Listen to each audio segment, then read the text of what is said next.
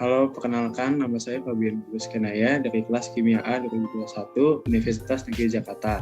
Kali ini saya akan menjelaskan proyek saya pada praktikum kimia dasar yang berjudul Pengaruh asam terhadap koagulasi koloid. Nah, di sini ada teorinya. Koloid merupakan suatu bentuk campuran yang keadaannya terletak antara larutan dan suspensi. Secara mikroskopis, koloid tampak homogen. Namun secara makroskopis, koloid bersifat heterogen. Salah satu parameter yang membedakan antara ketiga campuran adalah ukuran partikel zat terlarutnya. Nah, untuk koagulasi koloid itu sendiri adalah proses penggumpalan partikel koloid karena koloid bermuatan jika dihubungkan dengan muatan sejenis akan tolak-menolak, sehingga tidak akan menggumpal.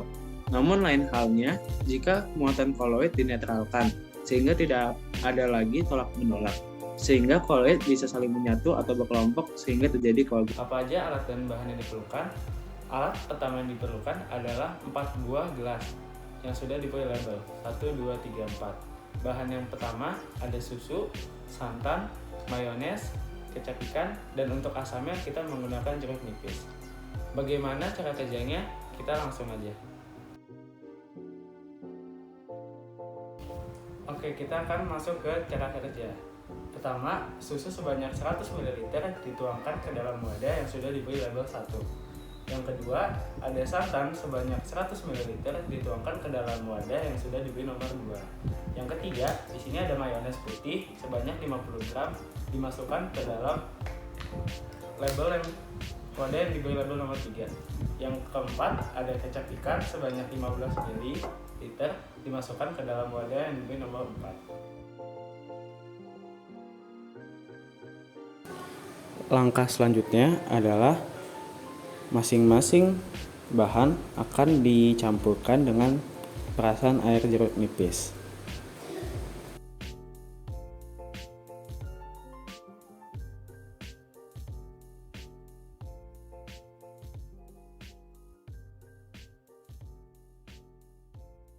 Berikut ini adalah hasil pengamatan yang saya dapat. Untuk susu, pelakuannya dimasukkan ke dalam gelas dan diberi perasan jeruk nipis. Maka yang terjadi adalah warna susu akan berubah menjadi putih kehijauan dan baunya akan menjadi lebih asam. Dan juga akan terjadi pengendapan atau koagulasi. Pada santan, pelakuannya juga sama, yaitu dimasukkan ke dalam gelas yang berlabel 2 dan diberi perasan jeruk nipis. Maka hasilnya adalah warnanya menjadi putih kehijauan dan baunya akan menjadi lebih asam. Dan juga pada santan ini terjadi pengendapan. Nah, untuk yang mayones ini akan dimasukkan ke dalam gelas yang berlabel 3 dan diberi perasan jeruk nipis. Maka hasilnya adalah warnanya menjadi putih kekuningan dan baunya akan menjadi lebih amis. Nah, pada mayones ini terjadi sedikit pengendapan. Yang keempat ada kecap ikan. Kecap ikan dimasukkan ke dalam gelas berlabel 4 dan diberi perasan jeruk nipis. Warna akhir dari kecap ikan adalah coklat dan baunya itu sangat amis. Tapi dalam percobaan dengan kecap ikan ini tidak terjadi pengendapan. Berikut ini adalah hasil pengamatan yang sudah saya lakukan. Pada susu bisa dilihat, yang pertama itu warnanya putih dan sesudahnya itu akan terjadi endapan di atasnya. Yang kedua di sini ada santan. Santan juga mirip seperti susu, warnanya putih tapi lebih putih daripada susu. Dapat dilihat ketika sudah ditambahkan jeruk nipis akan terjadi penggumpalan atau koagulasi. Nah, untuk yang ketiga di sini ada mayones yang berwarna putih. Sebelum ditambahkan itu warnanya putih dan lumayan padat. Ketika sudah ditambahkan jeruk nipis akan terjadi sedikit penggumpalan di atas mayones. Nah, untuk kecap ikan di sini tidak ada perubahan yang signifikan, cuman penambahan volume saja. Jadi dapat disimpulkan kecap ikan tidak dapat mengalami koagulasi dengan asam. Oke, di sini kita akan masuk ke bagian analisis. Yang pertama di sini adalah analisis pengaruh penambahan jeruk nipis terhadap susu.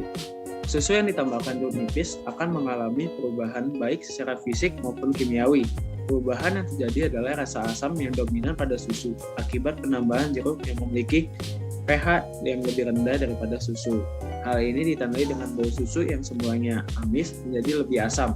Warnanya berubah menjadi kehijauan, terbentuk gumpalan.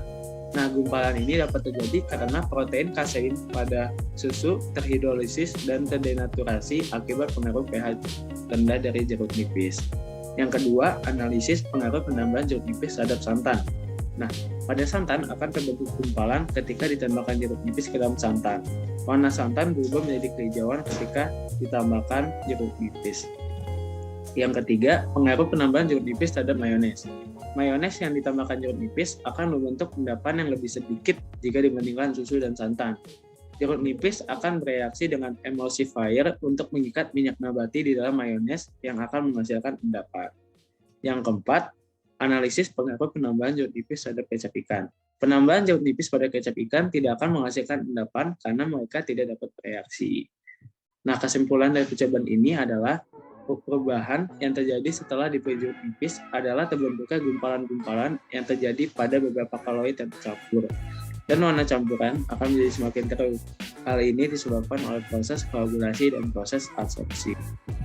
Demikian penjelasan yang dapat saya sampaikan. Jika ada kekurangan mohon dimaafkan. Terima kasih telah menyaksikan.